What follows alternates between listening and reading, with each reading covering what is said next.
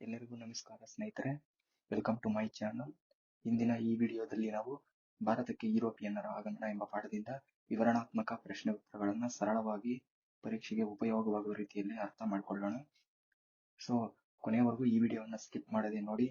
ನಿಮಗೆ ಈ ವಿಡಿಯೋ ಉಪಯುಕ್ತ ಅಂತ ಅನಿಸಿದರೆ ಕಮೆಂಟ್ ಮಾಡಿ, ಶೇರ್ ಮಾಡಿ, ಲೈಕ್ ಮಾಡಿ ಹಾಗೂ ಹೊಸ ವಿಡಿಯೋಗಳಿಗಾಗಿ ಚಾನಲ್ ಅನ್ನು ಸಬ್ಸ್ಕ್ರೈಬ್ ಮಾಡಿ. ಭಾರತಕ್ಕೆ ಹೊಸ ಜಲಮಾರ್ಗವನ್ನು ಕಂಡುಹಿಡಿಯಲು ಕಾರಣವಾದ ಅಂಶಗಳು ಯಾವುವು? 1453ರಲ್ಲಿ ಆಟೋಮನ್ ಟರ್ಕರು ಕಾನ್ಸ್ಟಾಂಟಿನೋಪಲ್ ನಗರವನ್ನ ವಶಪಡಿಸಿಕೊಂಡಿದ್ದು. ಇದರಿಂದ ಆಟೋಮನ್ ಟರ್ಕರು ಏನ್ ಮಾಡ್ತಾರೆ ಅಂದ್ರೆ ವ್ಯಾಪಾರದ ಮೇಲೆ ತೀವ್ರವಾದ ತೆರಿಗೆಗಳನ್ನ ವಿಧಿಸುತ್ತವೆ. ಇದರಿಂದ ಅಲ್ಲಿನ ವರ್ತಕರಿಗೆ ವ್ಯಾಪಾರದಲ್ಲಿ ತುಂಬಾ ನಷ್ಟವಾಗುತ್ತೆ. ಇದು ಆ ವ್ಯಾಪಾರ ಅನ್ನೋದು ಲಾಭದಾಯಕವಾಗಿರೋದಿಲ್ಲ. ಆ ಒಂದು ಸಮಯದಲ್ಲಿ ಯುರೋಪಿನ ರಾಜರು ದಿ ಪ್ರಿನ್ಸ್ ಹೆನ್ರಿ ಮುಂತಾದ ರಾಜರು ಏನ್ ಮಾಡ್ತಾರೆ, ನಾವಿಕರಿಗೆ ಸಮುದ್ರಯಾನವನ್ನ ಕೈಗೊಳ್ಳುವುದಕ್ಕೆ ಪ್ರೋತ್ಸಾಹವನ್ನ ನೀಡ್ತಾರೆ. ಅದೇ ವೇಳೆಯಲ್ಲಿ ಕೆಲವೊಂದು ವೈಜ್ಞಾನಿಕ ಆವಿಷ್ಕಾರಗಳಾಗ್ತವೆ. ಅವು ಯಾವಂದ್ರೆ ದಿಕ್ಸೂಚಿಯನ್ನ ಕಂಡುಹಿಡಿತಾರೆ, ಆಸ್ಟ್ರೋಲಬನ್ನು ಕಂಡುಹಿಡಿತಾರೆ, ಸಿಡಿಮದ್ದುಗಳು ಮುಂತಾದವುಗಳನ್ನು ಕಂಡುಹಿಡಿತಾರೆ. ಈ ಎಲ್ಲ ಒಂದು ಹೊಸ ಆವಿಷ್ಕಾರಗಳು ಏನ್ ಮಾಡುತ್ತೆ, ಹೊಸ ಜಲಮಾರ್ಗಗಳನ್ನ ಕಂಡುಹಿಡಿಯೋದಕ್ಕೆ ಯುರೋಪಿನ ನಾವಿಕರಿಗೆ ಏನ್ ಮಾಡುತ್ತೆ, ಉತ್ತೇಜನವನ್ನ ನೀಡುತ್ತೆ, ಪ್ರೋತ್ಸಾಹವನ್ನ ನೀಡುತ್ತೆ. ಈ ಎಲ್ಲಾ ಅಂಶಗಳು ಏನಾಗುತ್ತೆ, ಇದರಿಂದ ಭಾರತಕ್ಕೆ ಹೊಸ ಜಲಮಾರ್ಗವನ್ನು ಕಂಡುಹಿಡಿಯೋದಕ್ಕೆ ಸಾಧ್ಯ ಆಗುತ್ತೆ. ಅದೇ ರೀತಿ ದ್ವಿಸರ್ಕಾರ ಪದ್ಧತಿ ಎಂದರೇನು? ದ್ವಿಸರ್ಕಾರ ಪದ್ಧತಿಯನ್ನ ಬಂಗಾಳದಲ್ಲಿ ಯಾವ ರೀತಿ ಜಾರಿಗೆ ತರ್ತಾರೆ? ಈ ದ್ವಿಸರ್ಕಾರ ಪದ್ಧತಿಯನ್ನ ರಾಬರ್ಟ್ ಕ್ಲೈವ್ ಬಂಗಾಳದಲ್ಲಿ ಜಾರಿಗೆ ತರ್ತಾನೆ. ಇದರಿಂದ ದ್ವಿಸರ್ಕಾರ ಪದ್ಧತಿಯಿಂದ ಏನ್ ಮಾಡ್ತಾರೆ ಅಂದ್ರೆ ಬ್ರಿಟಿಷರು ಭೂ ಕಂದಾಯವನ್ನ ವಸೂಲಿ ಮಾಡುವ ಹಕ್ಕನ್ನ ಪಡೆದುಕೊಳ್ತಾರೆ. ಇದರಿಂದ ಅವರಿಗೆ ಈಸ್ಟ್ ಇಂಡಿಯಾ ಕಂಪನಿಗೆ ತುಂಬಾ ಲಾಭ ಸಿಗ್ತಾ ಇರುತ್ತೆ. ಅದರಿಂದ ಅವರು ಈ ಭೂ ಕಂದಾಯ ವಸೂಲಿ ಮಾಡುವ ಹಕ್ಕನ್ನ ಪಡೆದುಕೊಳ್ತಾರೆ. ಅದಾದ ಮೇಲೆ ಬಂಗಾಳದ ನವಾಬನಿಗೆ ಯಾವ ರೀತಿಯ ಒಂದು ಕಾರ್ಯಗಳನ್ನ ಕೊಡ್ತಾರೆ ಅಂದ್ರೆ, ನೀನು ರಾಜ್ಯದ ಆಡಳಿತವನ್ನ ನೋಡ್ಕೋ, ರಾಜ್ಯದಲ್ಲಿ ಆಡಳಿತ, ನ್ಯಾಯ ಮತ್ತು ಮೊದಲಾದ ಆಡಳಿತಾತ್ಮಕ ಕಾರ್ಯಗಳನ್ನ ನೀನ್ ನೋಡ್ಕೋ, ಕಂದಾಯವನ್ನ ನಾವು ವಸೂಲಿ ಮಾಡ್ತೀವಿ ಅಂತ ಹೇಳ್ಬಿಟ್ಟು ನವಾಬನಿಗೆ ಈ ಒಂದು ರೀತಿಯ ಕಾರ್ಯಗಳನ್ನ ಅವರು ನೀಡ್ತಾನೆ. ಇದರಿಂದ ಈಸ್ಟ್ ಇಂಡಿಯಾ ಕಂಪನಿಗೆ ತುಂಬಾ ಲಾಭ ಅನ್ನೋದು ಸಿಗ್ತಾ ಇರುತ್ತೆ. ಅದೇ ರೀತಿ ಇನ್ನೊಂದು ಪ್ರಶ್ನೆ, ಎರಡನೇ ಕರ್ನಾಟಿಕ್ ಯುದ್ಧದ ಪರಿಣಾಮಗಳೇನು? ಎರಡನೇ ಕರ್ನಾಟಿಕ್ ಯುದ್ಧವನ್ನ ವಿವರಿಸಿ. ಎರಡನೇ ಕರ್ನಾಟಿಕ್ ಯುದ್ಧ ಅನ್ನೋದು ಪಾಂಡಿಚೇರಿ ಒಪ್ಪಂದದೊಂದಿಗೆ ಮುಕ್ತಾಯವಾಗುತ್ತೆ. ಎರಡನೇ ಕರ್ನಾಟಿಕ್ ಯುದ್ಧ ಅನ್ನೋದು 1749ರಿಂದ 1754ರವರೆಗೆ ನಡೆಯುತ್ತೆ. ಈ ಯುದ್ಧದಲ್ಲಿ ಫ್ರೆಂಚರು ಸೋಲನ್ನು ಅನುಭವಿಸ್ತಾರೆ. ಆಗ ಫ್ರೆಂಚರು ಏನ್ ಮಾಡ್ತಾರೆ, ಡುಪ್ಲೆಯನ್ನ ಹಿಂದಕ್ಕೆ ಕರೆಸಿಕೊಳ್ತಾರೆ. ಈ ಒಂದು ಯುದ್ಧದಿಂದ ಫ್ರೆಂಚರಿಗೆ ಭಾರತದಲ್ಲಿ ರಾಜಕೀಯ ಹಿನ್ನಡೆ ಉಂಟಾಗುತ್ತದೆ. ಅವರು ರಾಜಕೀಯವಾಗಿ ಬೆಳೆಯುವುದಕ್ಕೆ ಸಾಧ್ಯ ಆಗೋದಿಲ್ಲ. ಈ ಎರಡನೇ ಕರ್ನಾಟಿಕ್ ಯುದ್ಧದಿಂದ ಬ್ರಿಟಿಷರಿಗೆ ಭಾರತದಲ್ಲಿ ತಮ್ಮ ಪ್ರತಿಷ್ಠೆಯನ್ನ ಸ್ಥಾಪಿಸಿಕೊಳ್ಳಲು ಸಹಾಯ ಆಗುತ್ತೆ. ಇದು ಎರಡನೇ ಕರ್ನಾಟಿಕ್ ಯುದ್ಧ. ಮೂರನೇ ಕರ್ನಾಟಿಕ್ ಯುದ್ಧದ ಫಲಿತಾಂಶಗಳೇನು? ಮೂರನೇ ಕರ್ನಾಟಿಕ್ ಯುದ್ಧವನ್ನು ನಾವು ಹೇಗೆ ಅರ್ಥ ಮಾಡಿಕೊಳ್ಬಹುದು? ಈ ಮೂರನೇ ಕರ್ನಾಟಿಕ್ ಯುದ್ಧ ಅನ್ನೋದು 1756ರಿಂದ 1763ರವರೆಗೆ ನಡೆಯುತ್ತದೆ. ಈ ಒಂದು ಯುದ್ಧದಲ್ಲಿ ಐರ್ಕೂಟ್ನು ಫ್ರೆಂಚರನ್ನ ಸೋಲಿಸಿ ಬುಸ್ಸಿ ಎಂಬುವನ್ನ ಸೆರೆ ಹಿಡಿತಾನೆ. ಈ ಯುದ್ಧವು ಯುರೋಪಿನಲ್ಲಿ ನಡೆದ ಸಪ್ತವಾರ್ಷಿಕ ಯುದ್ಧಗಳ ಒಂದು ಭಾಗವಾಗಿರುತ್ತೆ. 1760ರಲ್ಲಿ ನಡೆದ ವಾಂಡಿವಾಶ್ ಕದನದಲ್ಲಿ ಬ್ರಿಟಿಷರು ಫ್ರೆಂಚರನ್ನ ನಿರ್ಣಾಯಕವಾಗಿ ಸೋಲಿಸಿರ್ತಾರೆ. 1763ರಲ್ಲಿ ಪ್ಯಾರಿಸ್ ಒಪ್ಪಂದಕ್ಕೆ ಯುದ್ಧ ಕೊನೆಗೊಳ್ಳುತ್ತೆ.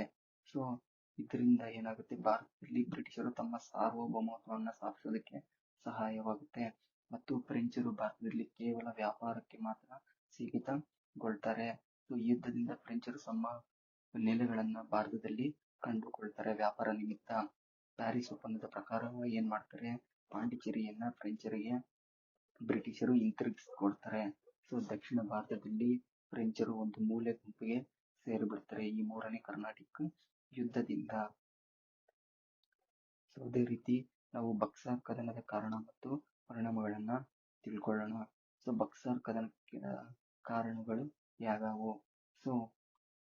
ಮೀರ್ ಕಾಸಿಂ ಬಂಗಾಳದ ನವಾಬ ಏನ್ ಮಾಡ್ತಾನೆ, ಬಂಗಾಳದಲ್ಲಿ ಎಲ್ಲಾ ವ್ಯಾಪಾರವನ್ನ ಸುಂಕರಹಿತವಾಗಿ ಮಾಡಿಕೊಡ್ತಾನೆ. ಇದರಿಂದ ಏನಾಗುತ್ತೆ ಅಂದ್ರೆ ಬ್ರಿಟಿಷರ ವ್ಯಾಪಾರಕ್ಕೆ ಹೊಡೆತ ಬೀಳುತ್ತದೆ. ಇದರಿಂದ ಏನ್ ಮಾಡ್ತಾರೆ, ಬ್ರಿಟಿಷರು ಮೀರ್ ಕಾಸಿಂನನ್ನ ಇಳಿಸಿ ಮೀರ್ ಜಾಫರ್ನನ್ನ ನವಾಬನನ್ನಾಗಿ ಮಾಡ್ತಾರೆ. ಸೊ ಮೀರ್ ಕಾಸಿಂನು ಇದರಿಂದ ಕೋಪಗೊಂಡ ಮೀರ್ ಕಾಸಿಂ ಏನ್ ಮಾಡ್ತಾನೆ, ಬ್ರಿಟಿಷರ ವಿರುದ್ಧ ಸಂಘಟನಾತ್ಮಕ ಹೋರಾಟಕ್ಕೆ ಮುಂದಾಗ್ತಾನೆ. ಸೊ ಬಕ್ಸರ್ ಕದನದ ಪರಿಣಾಮಗಳು ಯಾವುವು, ಅಥವಾ ಬಂಗಾಳದಲ್ಲಿ ಬ್ರಿಟಿಷರು ಬಕ್ಸರ್ ಕದನದಿಂದ ಪ್ರಭುತ್ವವನ್ನ ಸಾಧಿಸುವ ತರ ಹೇಗೆ ಮಾಡ್ಕೊಂಡ್ರು ಅನ್ನೋದನ್ನ ತಿಳ್ಕೊಳ್ಳೋಣ. ಇದರಿಂದ ಬಕ್ಸರ್ ಕದನದ ಪರಿಣಾಮಗಳೆಂದ್ರೆ, ಸೊ ಎರಡನೇ ಶಾ ಆಲಂ ಈಸ್ಟ್ ಇಂಡಿಯಾ ಕಂಪನಿಗೆ ಬಂಗಾಳದ ಮೇಲಿನ ದಿವಾನಿ ಹಕ್ಕನ್ನ ಬಿಟ್ಟುಕೊಡ್ತಾನೆ. ಈ ದಿವಾನಿ ಹಕ್ಕಂದ್ರೆ ಕಂದಾಯವನ್ನ ವಸೂಲಿ ಮಾಡತಕ್ಕಂತ ಒಂದು ಹಕ್ಕನ್ನ ಅವ್ರಿಗೆ ಬಿಟ್ಟುಕೊಡ್ತಾನೆ. ಎರಡನೇ ಶಾ ಆಲಂ ವಾರ್ಷಿಕವಾಗಿ 26 ಲಕ್ಷ ರೂಪಾಯಿ ಪಡೆದುಕೊಳ್ತಾ ಇರ್ತಾನೆ. ಸೊ ಅದಕ್ಕಾಗಿ ಏನ್ ಮಾಡ್ತಾನೆ, ಬಂಗಾಳದ ಮೇಲಿನ ಹಕ್ಕನ್ನ ಅವನು ಬಿಟ್ಟು ಕೊಡ್ತಾನೆ. ಸೊ ಅದೇ ರೀತಿ ಔಧ್ನ ನವಾಬ ಕಂಪನಿಗೆ ಯುದ್ಧ ನಷ್ಟ ಪರಿಹಾರವಾಗಿ 50 ಲಕ್ಷ ರೂಪಾಯಿಯನ್ನ ಕೊಡಬೇಕಾಗ್ತದೆ ಈ ಬಕ್ಸರ್ ಕದನದಿಂದ. ಸೊ ಇದರಿಂದ ಏನ್ ಮಾಡ್ತಾರೆ ಬ್ರಿಟಿಷರು, ಮೀರ್ ಜಾಫರ್ನ ಮಗನಿಗೆ ವಿಶ್ರಾಂತಿ ವೇತನವನ್ನ ನೀಡ್ತಾರೆ. ಆಡಳಿತವನ್ನ ನಾವು ನೋಡ್ಕೊಳ್ತೀವಿ, ನೀನು ವಿಶ್ರಾಂತಿಯನ್ನ ತಗೋ ಅಂತ ಹೇಳ್ಬಿಟ್ಟು ಅವ್ರಿಗೆ ವಿಶ್ರಾಂತಿ ವೇತನವನ್ನ ನೀಡ್ತಾರೆ. ಸೊ ಬಂಗಾಳದ ಪೂರ್ಣ ಆಡಳಿತ ಈಸ್ಟ್ ಇಂಡಿಯಾ ಕಂಪನಿಗೆ ಒಳಪಡುತ್ತದೆ. ಸೊ ರಾಬರ್ಟ್ ಕ್ಲೈವ್ ಏನ್ ಮಾಡ್ತಾನೆ, ಇದರಲ್ಲಿ ದ್ವಿಸರ್ಕಾರ ಪದ್ಧತಿಯನ್ನ ಜಾರಿಗೆ ತರ್ತಾನೆ. ಇದು ಬಕ್ಸರ್ ಕದನದ ಕಾರಣ ಮತ್ತು ಪರಿಣಾಮಗಳು. ಪ್ಲಾಸಿ ಕದನದ ಕಾರಣಗಳು ಮತ್ತು ಪರಿಣಾಮಗಳು ಯಾವ್ಯಾವು, ಪ್ಲಾಸಿ ಕದನಕ್ಕೆ ಯಾವೆಲ್ಲ ಕಾರಣಗಳಾಗ್ತವೆ. ಸೊ ಈ ಪ್ಲಾಸಿ ಕದನ ಅನ್ನೋದು 1757ರಲ್ಲಿ ಸಿರಾಜುದ್ದೌಲ ಮತ್ತು ರಾಬರ್ಟ್ ಕ್ಲೈವ್ ನ ನಡುವೆ ನಡೆಯುತ್ತೆ. ಸೊ ಈ ಪ್ಲಾಸಿ ಕದನಕ್ಕೆ ಕಾರಣಗಳು ಏನೆಲ್ಲ ಕಾರಣಗಳಾಗುತ್ತೆ ಅಂದ್ರೆ, ಸೊ ಮೊದಲನೇದಾಗಿ ಈ ದಸ್ತಕಗಳ ದುರುಪಯೋಗ. ದಸ್ತಕಗಳಂದ್ರೆ ಸುಂಕರಹಿತವಾಗಿ ವ್ಯಾಪಾರವನ್ನ ಮಾಡೋದಕ್ಕಾಗಿ ಸೊ ಬ್ರಿಟಿಷರು ಪಡೆದುಕೊಂಡಿರ್ತಕ್ಕಂಥ ಒಂದು ಹಕ್ಕು ದಸ್ತಕಗಳು. ಸೊ ಈ ದಸ್ತಕಗಳನ್ನ ಏನ್ ಮಾಡ್ತಾರೆ ಅಂದ್ರೆ ಬ್ರಿಟಿಷರು ದುರುಪಯೋಗ ಪಡಿಸಿಕೊಂಡಿದ್ರಿಂದ ರಾಜ್ಯದ ಬೊಕ್ಕಸಕ್ಕೆ ನಷ್ಟ ಉಂಟಾಗುತ್ತೆ. ಸೊ ಇದರಿಂದ ಇದು ಒಂದು ಕಾರಣ ಆಗುತ್ತೆ. ಅದೇ ರೀತಿ ಬ್ರಿಟಿಷರು ಅನುಮತಿ ಇಲ್ಲದೆ ಫೋರ್ಟ್ ವಿಲಿಯಂ ಕೋಟೆಯನ್ನ ಏನ್ ಮಾಡ್ತಾರೆ, ದುರಸ್ತಿಯನ್ನ ಮಾಡ್ತಾರೆ. ಅದರಲ್ಲಿ ಶಸ್ತ್ರಾಸ್ತ್ರಗಳನ್ನ ಶೇಖರಣೆ ಮಾಡ್ಕೊಳ್ಳೋದಕ್ಕೋಸ್ಕರ ಕೋಟೆಯನ್ನ ದುರಸ್ತಿ ಮಾಡ್ಕೊಳ್ತಾರೆ. ಸೊ ಇದರಿಂದ ಅವರು ಬ್ರಿಟಿಷರು ಸಿರಾಜುದ್ದೌಲನ ಅನುಮತಿಯನ್ನ ಪಡೆದಿರೋದಿಲ್ಲ.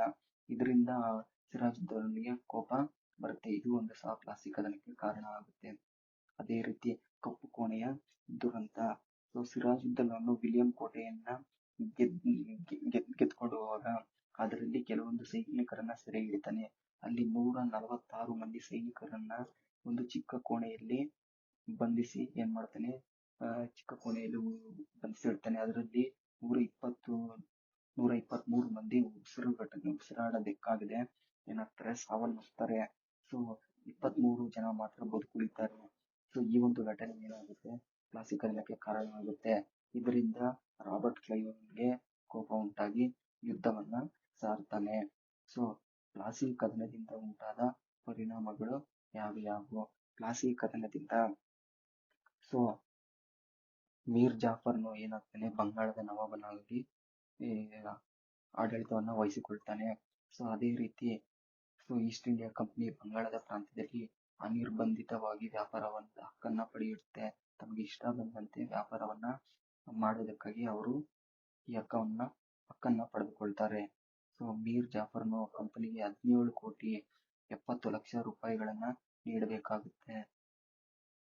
ಸೊ ಈ ಒಂದು ಪ್ಲಾಸಿ ಕದನದಿಂದ ಭಾರತೀಯರಲ್ಲಿ ಬ್ರಿಟಿಷರು ಏನನ್ನ ಗಮನಿಸ್ತಾರೆ ಅಂದ್ರೆ, ಒಂದು ಅನೈತಿಕತೆಯನ್ನ, ಅಸಂಘಟನೆಯನ್ನ, ಸೊ ವ್ಯಾಪಾರಿ ವರ್ಗದ ಲೋಭಿತನವನ್ನ ಬ್ರಿಟಿಷರು ಗಮನಿಸಿ ಭಾರತದಲ್ಲಿ ಸಾರ್ವಭೌಮತ್ವವನ್ನ ಸ್ಥಾಪಿಸೋದಕ್ಕೆ ಅವರಿಗೆ ಇವೆಲ್ಲ ಒಂದು ಅಂಶಗಳು ಸಹಾಯಕ ಆಗುತ್ತೆ. ಸೊ ಅರ್ಥ ಆಯ್ತಲ್ವಾ ಸ್ನೇಹಿತರೆ. ಸೊ ಈ ಒಂದು ವಿಡಿಯೋ ನಿಮ್ಗೆ ಉಪಯೋಗ ಅನ್ಸಿದ್ರೆ ಸೊ ವಿಡಿಯೋವನ್ನ ಲೈಕ್ ಮಾಡಿ, ಶೇರ್ ಮಾಡಿ, ಕಮೆಂಟ್ ಮಾಡಿ, ಹಾಗೂ ಇನ್ನಷ್ಟು ವಿಡಿಯೋಗಳಿಗಾಗಿ ಚಾನಲ್ ಅನ್ನ ಸಬ್ಸ್ಕ್ರೈಬ್ ಮಾಡಿ.